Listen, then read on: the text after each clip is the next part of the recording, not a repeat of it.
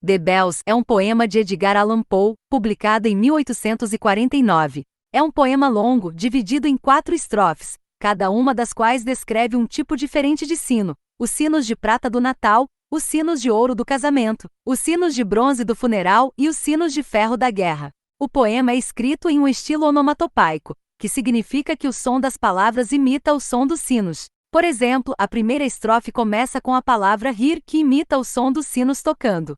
O poema também usa uma variedade de figuras de linguagem, como a personificação, que atribui características humanas a objetos inanimados. Por exemplo, na segunda estrofe, os sinos de ouro são descritos como cantando e dançando.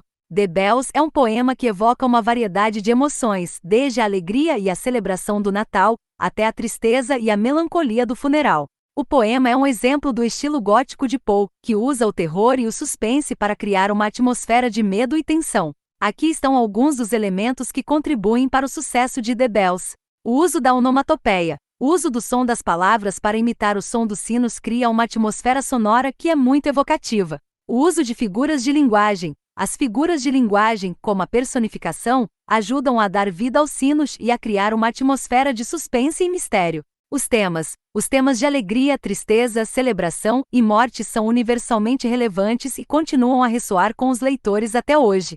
The Bells é um poema clássico que merece ser lido e relido. É uma obra-prima da poesia gótica que continua a fascinar os leitores até hoje. Alguns pontos específicos que merecem destaque no poema são: a descrição dos diferentes tipos de sinos é bastante vívida. Poe usa uma variedade de palavras para criar uma imagem sonora de cada tipo de sino. A mudança de tom ao longo do poema é muito eficaz.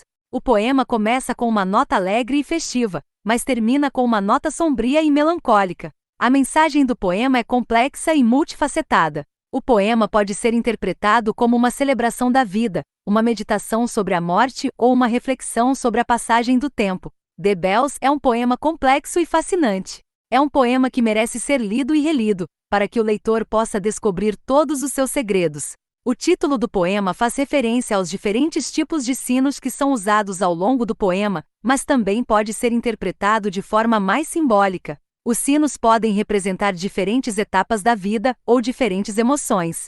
O poema pode ser visto como uma reflexão sobre a vida, a morte e o tempo. O poema é um exemplo do estilo gótico de Poe, que usa o terror e o suspense para criar uma atmosfera de medo e tensão. No entanto, o poema também tem um elemento de esperança. O último verso do poema sugere que, apesar da morte e da passagem do tempo, a vida continua.